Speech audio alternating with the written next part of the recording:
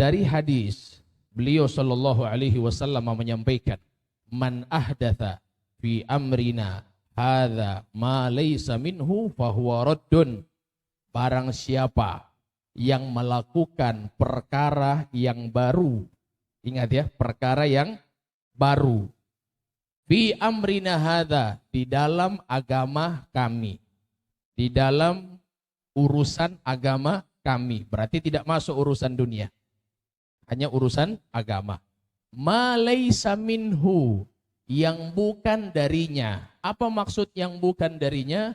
Yang tidak bisa dikembalikan kepada Al-Quran dan Sunnah, yang tidak ada dalil khusus ataupun dalil umum dari Al-Quran dan Sunnah, maka fahuwa raddun, perkara yang dibuat-buat yang baru itu tertolak.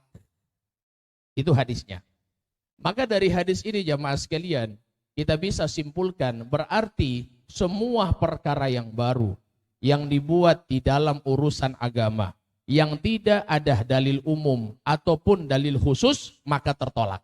Sebaliknya, barang siapa yang membuat sesuatu yang baru di dalam agama, yang bisa dikembalikan kepada atau yang ada dalil dari Al-Quran dan Sunnah, baik secara umum ataupun secara khusus, maka diterima. Itu namanya mafhum mukhalafah. Mafhum mukhalafah itu pemahaman kebalikannya. Sekarang berarti pemahaman kebalikannya, kalau kita berbuat sesuatu yang baru di dalam agama yang tidak pernah dibuat oleh Nabi Muhammad, yang tidak ada di zaman Nabi Muhammad SAW, tapi perkara itu masih bisa diterima, bisa dikembalikan kepada Al-Quran dan Sunnah, masih ada dalil umum disampaikan oleh para ulama, maka perkara itu diterima. Ada yang bilang, oh tidak, harus sunnah. Siapa bilang? Kan man ahdatha. Namanya man ahdatha berarti sesuatu yang baru. Kalau sesuatu yang baru itu ma laysa minhu, berarti ada ma laysa minhu yang bukan darinya, ada juga ma minhu yang darinya. Itu kebalikannya. Maka oleh sebab itu jamaah sekalian yang dimuliakan Allah Subhanahu wa taala, Maulid Nabi Muhammad ini yang kita bikin di zaman Nabi ada atau tidak? Tidak ada. Di zaman Nabi tidak ada. Tapi pertanyaannya, ini Maulid Nabi termasuk diterima atau tidak? Diterima. Kenapa? Karena ini amalan Maulid Nabi masih bisa dikembalikan ke Al-Quran, masih bisa dikembalikan ke Sunnah Nabi Muhammad SAW. Coba kita sekarang praktekkan, kita lihat isinya. Jangan tertipu dengan teks, jangan tertipu dengan dengan casing. Sekarang kita lihat isi Maulid Nabi.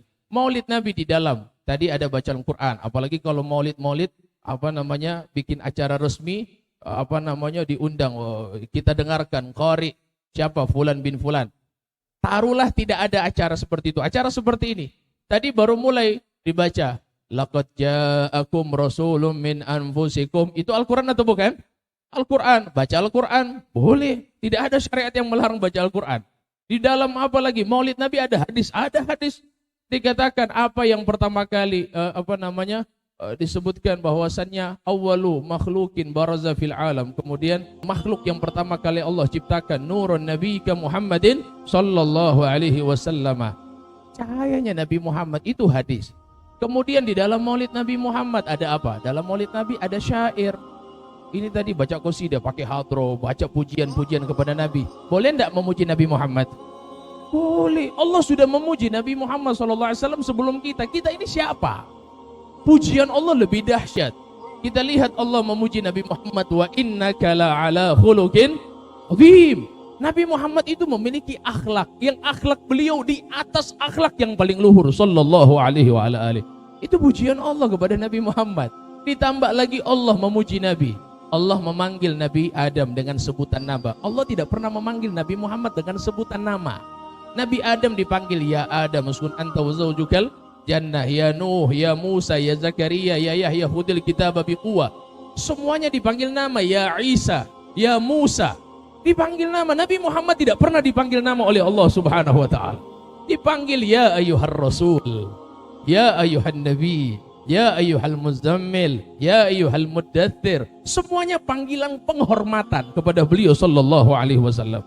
Kalaupun dipanggil Nabi Muhammad, tidak pernah panggilan, itu hanya pengabaran kepada kita. Dan selalu disandingkan, setiap pengkabaran dari Allah disandingkan dengan Rasulullah Muhammadun Rasulullah walladzina ma'ahu asyidda 'alal kuffar. Ini semuanya pujian dari Allah Subhanahu wa taala. Kita lihat sahabat Nabi Sayyidina Hasan bin Thabit. Beliau mengatakan apa? Wa ajmalu minka lam tarakatu 'aini wa ahsanu minka lam talidin nisa'u khuliqta mubarra'an min kulli 'aibin ka'annaka qad khuliqta kama tasya'u. Sesungguhnya keindahan engkau ya Rasulullah tidak pernah terlihat oleh mata. Sesungguhnya ketampananmu wahai Rasulullah tidak pernah terlahirkan wanita manapun di muka bumi. Khuliqta mubarra'an min kulli 'aibin. Engkau diciptakan wahai Rasulullah terbebas dari segala macam cacat dan kekurangan. Ka'annaka qad khuliqta kama tasya'u. Seakan-akan engkau dilahirkan, engkau diciptakan oleh Allah sesuai dengan pesanan engkau sendiri sallallahu alaihi wa ala alihi. Ini kesempurnaannya Nabi, pujiannya sahabat Nabi kepada beliau. Kalau ditanya, kenapa qasidahnya di masjid? Kenapa baca syairnya di masjid? Kita buka dalam Sunan Tirmidzi, dalam Sunan Abi Daud.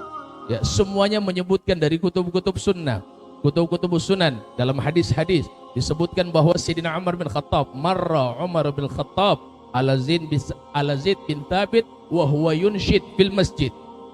Sayyidina Umar lagi lewat jalan, lihat, dengar suara orang yang qasidah, nasyid, lagi membacakan syair-syair di dalam masjid. Maka Sayyidina Umar lihat, siapa yang baca syair ini? Fa ankara Umar langsung ingkar perbuatannya Zaid bin Thabit. Ketika diingkari oleh dari Hasan bin Thabit, diingkari, kenapa kamu membaca syair-syair, pujian-pujian di dalam masjid? Maka dilihat oleh Hasan bin Thabit, ya Umar, waqad kuntu ansyadtu fil masjid ala man huwa khairum minka. Saya pernah memberikan pujian-pujian di dalam masjid, syair-syair pernah dulu di masjid dengan orang yang lebih mulia daripada kamu, yaitu Nabi Muhammad sallallahu alaihi wasallam. Nabi Muhammad dulu di samping saya bacakan qasidah ini tidak pernah dilarang sama Nabi, tidak pernah diingkari sama Nabi. Saya pernah duduk dulu dengan Nabi Muhammad sallallahu alaihi wasallam yang lebih mulia dari kamu wahai Umar bin Khattab. Maka kemudian setelah itu Umar bin Khattab membiarkan Sayyidina Hasan bin Thabit melantunkan syair-syairnya. Oleh sebab itu jamaah sekalian, tidak heran ketika mendengar seperti ini, maka kita harus punya landasan. Itu dalilnya kita. Apalagi sekarang Masya Allah, semakin banyak orang-orang mengatakan maulid Nabi ini, yang jelas kita orang punya mayoritas. Mayoritas itu diikuti. Ya, sekarang amalia kita, sekarang umatnya kita ini, umat Nabi Muhammad SAW yang melaksanakan maulid Nabi, banyak atau tidak? Banyak, bukan cuma di Indonesia, di Mesir, di Yaman, di Afrika 1000 maulid Nabi Muhammad SAW. Selama bulan Rabiul Awal, ada yang lagi tanya, mungkin sebagian orang mengatakan, kenapa maulid Nabi ini dimulai dari sekarang? Kan maulid Nabi nanti. Ini maulid Nabi, ikhwani, wahai saudara-saudaraku, maulid Nabi Muhammad ini, kelahirannya beliau, kelahirannya Nabi, itu ulama masih berbeda pendapat. Ada yang mengatakan 12 Rabiul Awal, ada yang mengatakan 9 Rabiul Awal, ada yang mengatakan 2 Rabiul Awal. Jadi perbedaan-perbedaan ini yang disebutkan oleh para ulama supaya apa? Supaya kita itu tidak terlalu berpatokan kepada tanggal kelahirannya. Kalau bisa setiap malam kita mengadakan maulid Nabi Muhammad SAW. Kita buka berjanji, setiap malam Jumat di Gorontalo dilatunkan berjanji. Buka, ada satu syair disebutkan oleh beliau, bahwasannya lau anna amilna kulla hinin li Ahmadin maulidan qad kana wajib. Kalau seandainya, ya kalau bisa, setiap malam, setiap harinya kita mengadakan maulid Nabi Muhammad sallallahu alaihi wasallam, maka seolah-olah itu bisa menjadi wajib buat kita. Ya pantas. Yang kita peringati ini sosok yang paling mulia di sisi Allah Subhanahu wa taala. Jangankan Rabiul Awal, mau bulan Safar, mau Muharram, mau Zulhijjah, mau Zulqa'dah, terserah kita ingin setiap malam bikin maulid Nabi Muhammad sallallahu alaihi wasallam. Maka oleh sebab itu jamaah sekalian yang dimuliakan Allah Subhanahu wa taala, maka ini jangan dengar.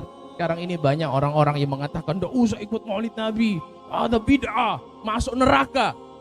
Ya, ada saya baca satu syair itu menyebutkan begini. Man qala al-ihtifalu bimaulidihi bid'atun wa finnari ya marhaban bin nari allati tuhrikuni li ajli hubbin Nabi Muhammad sallallahu alaihi wasallam. Kalau seandainya orang yang mengatakan memperingati Maulid Nabi Muhammad SAW bid'ah dan masuk ke dalam api neraka, ya marhaban binar, selamat datang, aku akan menyambut api neraka yang membakar hatiku karena cinta kepada Nabi Muhammad SAW. Tidak mungkin. Sallu ala Nabi Muhammad. Ini subhanallah dijelaskan oleh para ulama, sudah cukup. Terakhir saya ingin tutup karena hadis ini berbicara bid'ah. Banyak orang yang ragu, sudah dijelaskan dalil masih tidak mendengar. Maka ini hadis penutup. Nabi bilang di dalam hadis sallallahu alaihi wasallam, kita melihat sekarang perbedaan yang banyak.